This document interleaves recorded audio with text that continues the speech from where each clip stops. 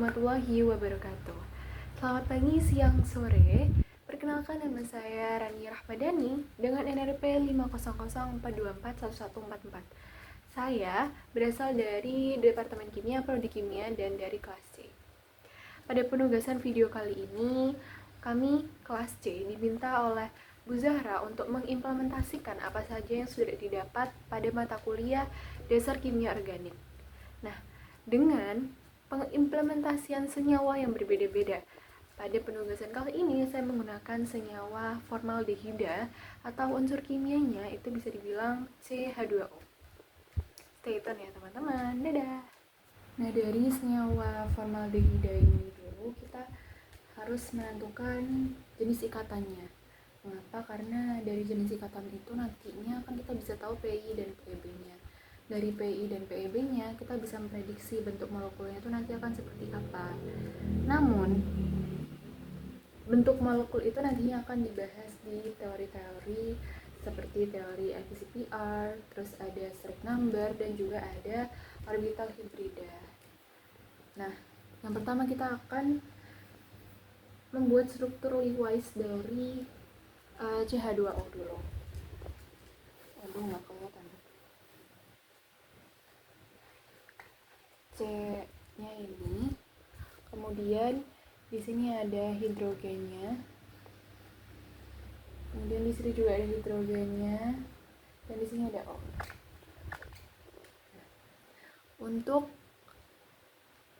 elektron valensi dari C sendiri itu adalah 4. Jadi di sini crossnya ada 1, dan di sini ada 2. Kemudian dari hidrogen itu kan elektron valensinya juga cuma 1, jadi di sini dotnya cuma 1, dotnya di sini cuma 1. Dari O sendiri elektron valensinya itu ada 6. Jadi di sini dotnya ada 6. Ini nanti yang akan berikatan, kemudian ini yang jadi elektron bebas. Sehingga nanti ikatan antara C dan O ini nanti double bond seperti itu. Nah, dari ini kita bisa tahu bahwa jenis ikatannya itu merupakan ikatan kovalen.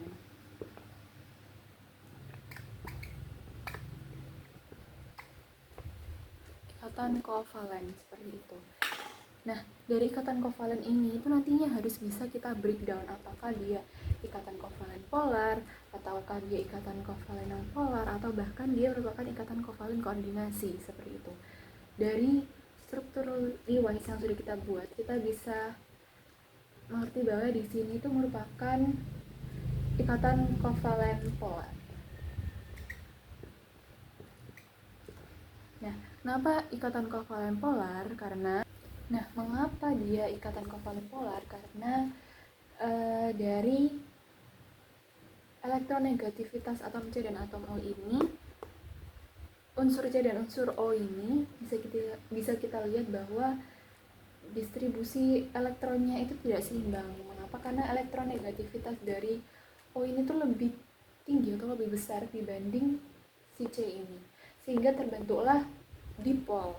Nah, karena terbentuk dipol itu tadi, maka dia bisa disebut ikatan kovalen polar seperti itu. Nah, setelah kita menentukan jenis ikatannya dari struktur Lewis ini, harusnya kita menentukan apakah struktur Lewis ini sudah benar-benar stabil dan dia strukturnya sudah benar, itu dengan cara menggunakan muatan formal. Nah, rumus dari muatan formal sendiri itu merupakan rumus dari muatan formal itu adalah jumlah dari elektron valensinya, kemudian dia dikurangi dengan setengah dikali elektron yang berikatan itu ada berapa, dikurangi dengan elektron yang bebas. Elektron yang bebas itu ada berapa? Bukan pasangan, tetapi elektron yang bebas. Nah, muatan formal ini tuh dihitung untuk tiap unsurnya. Jadi semisal nih, muatan formal untuk O itu bisa kita ketahui elektron valensi dari O itu sendiri kan adalah 6. Kemudian dikurangi dengan setengah dikali elektron yang berikatan di O itu ada 4. 1, 2, 3, 4. Nah, ada 4. Kemudian untuk elektron bebasnya di O sendiri itu juga ada 4. Kemudian ketika kita kurangin, hasilnya itu adalah 0. Kemudian untuk muatan formal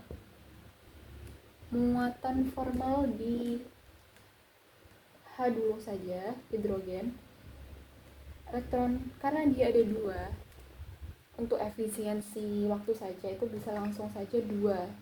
Kenapa? Karena dia ada 2 hidrogen, seperti itu. Kemudian dikali dengan elektron valensi di H itu ada cuma 1 aja, dikurang dengan setengah dikali elektron yang berikatan di H. Ini masing-masing kan ada 2 ya.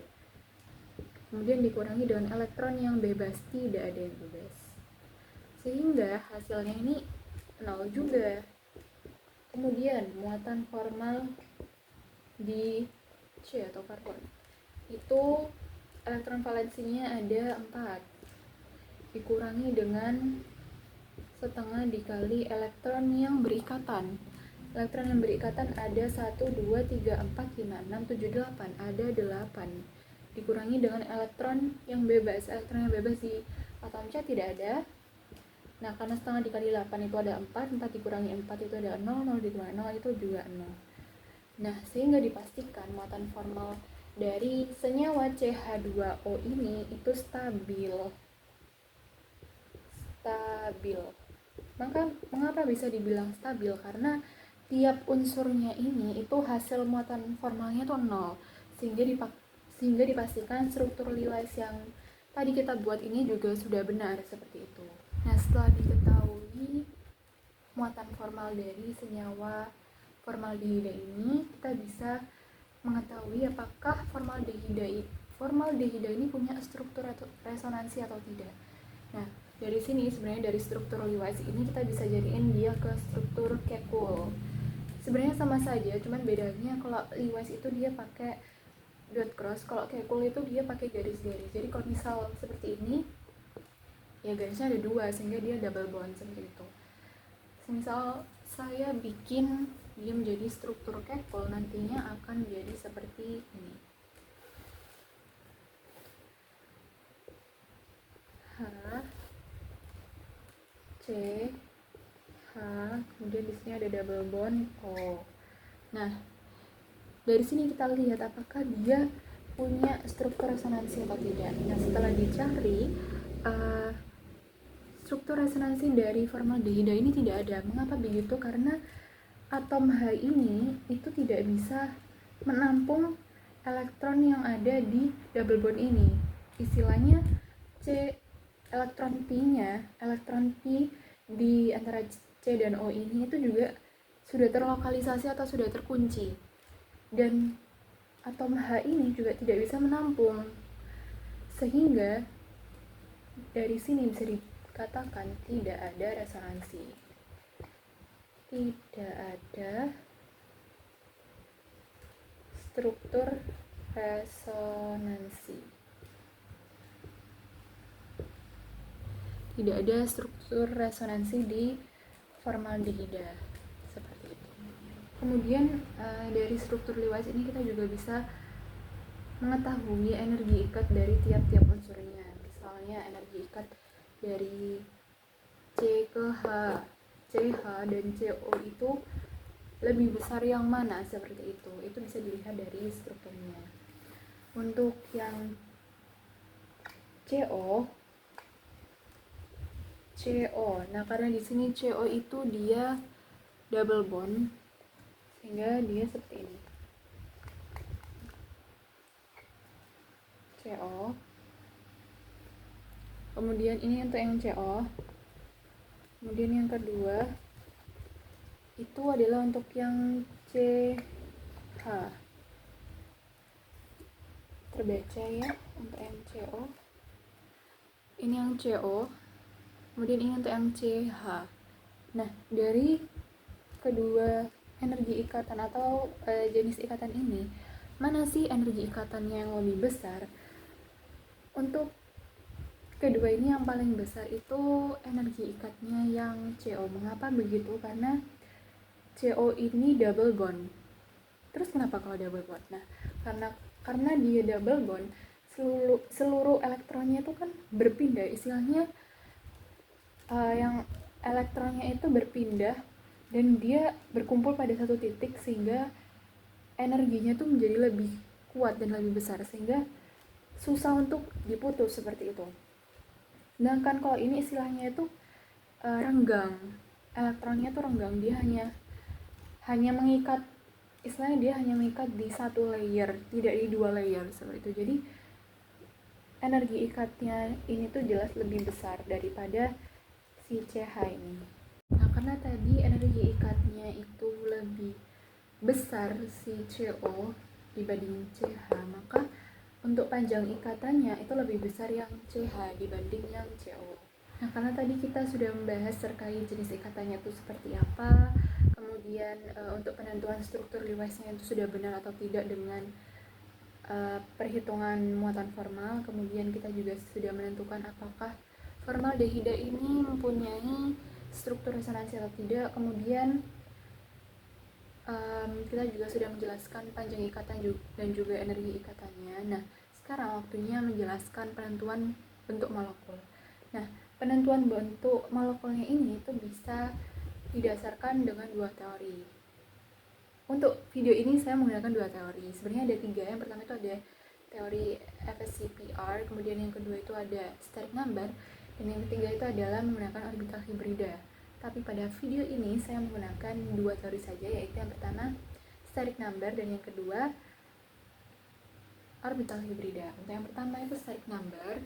Nah, steric number ini punya rumus, yaitu adalah jumlah, saya izin untuk menulis dengan papan tulis yang ini, jumlah atom yang terikat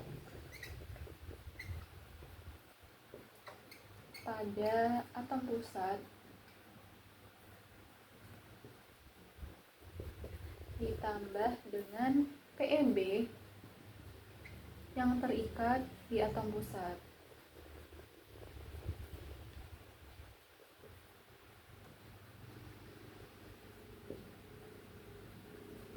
Nah, bisa kita lihat di sini bahwa CH2O. CH2O itu atom yang terikat pada atom pusat. Atom yang terikat pada atom pusat itu ada tiga atom.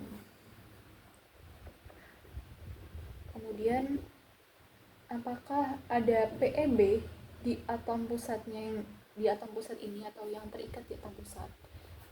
Tidak ada ya, sehingga dia 0. Nah, jika seperti ini, karena dia 3, maka bentuknya itu adalah trigonal planar. Nah, dia 3, bentuknya itu adalah trigonal planar. Seperti itu. Kemudian cara kedua untuk menentukan penentuan bentuk molekul itu bisa menggunakan hibridisasi atau orbital hibrida. Nah, di sini kan dia atom pusatnya itu C, sehingga kita pakai konfigurasi elektron dari C. Itu ada 1s2, 2s2 dan 2p2. Kemudian kita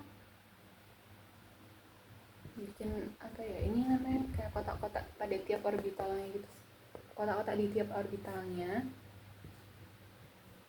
karena S itu 1, terus kalau P itu 3. Nah, bisa dilihat di sini 1S itu dia membawa 2 elektron, jadi seperti ini.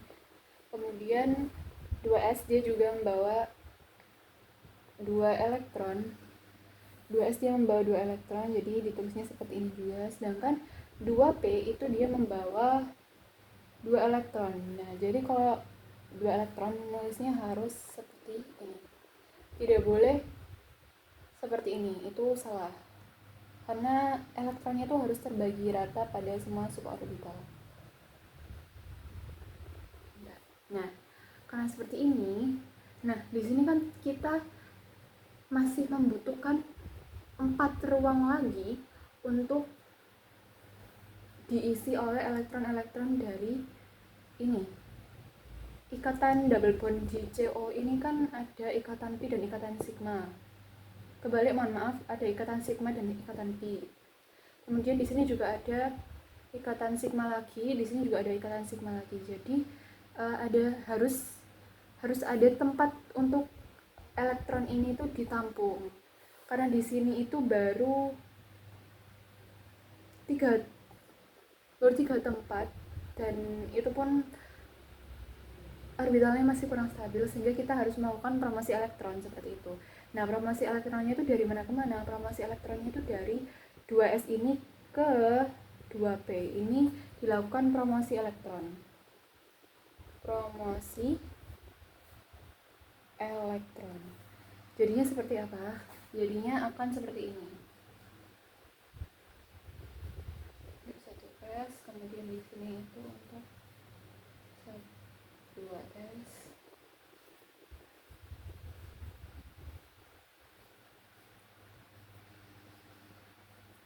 Nah, sudah.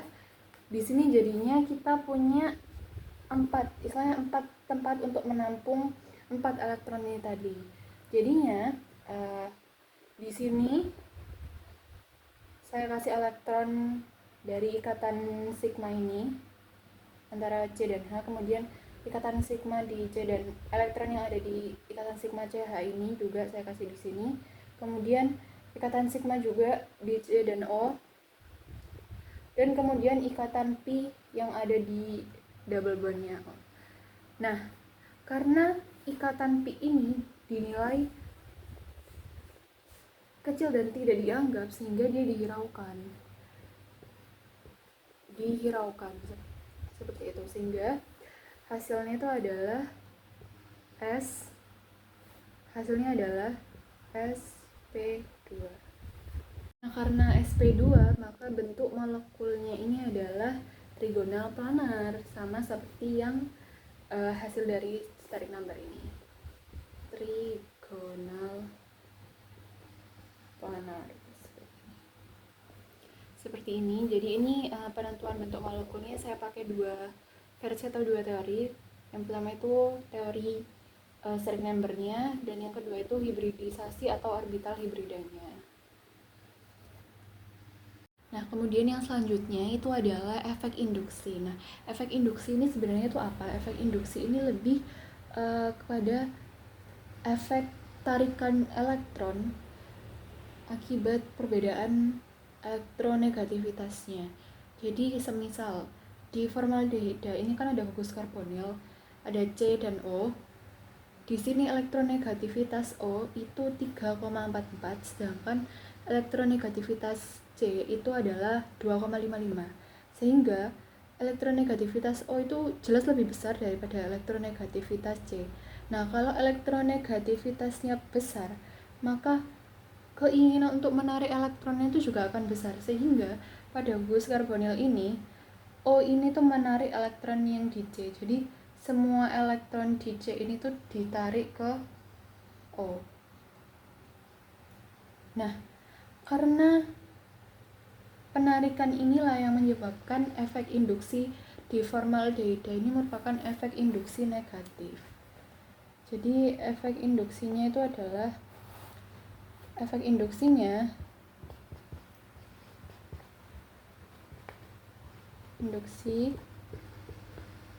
negatif atau imin. Efek induksinya efek induksi negatif. Kemudian karena efek induksi ini nantinya bisa disambungkan ke nukleofilik dan elektrofilik, maka di sini C ini itu sebagai elektrofilik. Nah, apa sih elektrofilik itu? Elektrofilik ini itu adalah dia itu yang suka, elektrofilik ini tuh dia miskin akan elektron, sehingga karena tadi atom di karbon ini elektronnya itu kan diambil semua sama O, sehingga dia akan miskin elektron. Maka di formaldehida ini yang menjadi elektrofilik itu adalah C-nya. Nah, elektrofilik ini mudah sekali diserang oleh nukleofilik. Nah, nukleofiliknya siapa di formaldehida? Jelas nukleofiliknya itu adalah O. Elektrofilik.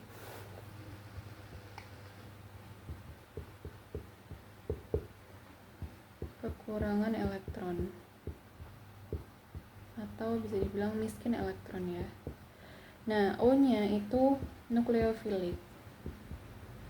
Nukleofilik, mohon maaf tulisannya menceng-menceng, kaya akan elektron. Seperti itu. Nah, selanjutnya itu adalah kita membahas terkait efek mesomeri. Nah, efek mesomeri ini sebenarnya itu tergantung pada struktur resonansinya, tapi dia juga bisa dilihat dari PEB yang ada di suatu senyawa itu, apakah dia menarik atau mendorong elektron dari unsur lain ke PEB di unsurnya ataukah tidak, seperti itu. Nah, seperti yang kita lihat, karena tadi di senyawa ini itu ada PEB di unsur O, dia PEB-nya ada 2 pasang, yang pertama itu ini dan yang kedua itu ini. Nah, kemudian apa yang harus kita lakukan? Karena di sini dia itu ada 2 PEB dan bisa kita lihat bahwa elektronegativitas dari O itu lebih besar daripada elektronegativitas C, maka elektron di C itu ditarik oleh PEB yang ada di unsur O ini. Jadi sebenarnya hampir 11-12 dengan efek induksi. Cuman kalau efek induksi itu dia keterkaitannya dengan elektronegativitasnya O tanpa melibatkan PEB-nya. Nah, kalau di efek mesomeri ini dia melibatkan PEB-nya dan juga elektronegativitasnya. Karena tadi elektron dari C itu ditarik oleh PEB di O, maka efek mesomeri yang didapatkan itu adalah efek mesomeri minus, karena dia ditarik gitu. Efek M minus gitu. Sekian video yang bisa saya buat. Mohon maaf jika ada kesalahan kata maupun kesalahan perbuatan. Kurang lebihnya mohon maaf. Terima kasih atas waktunya dan perhatiannya. Wassalamualaikum warahmatullahi wabarakatuh.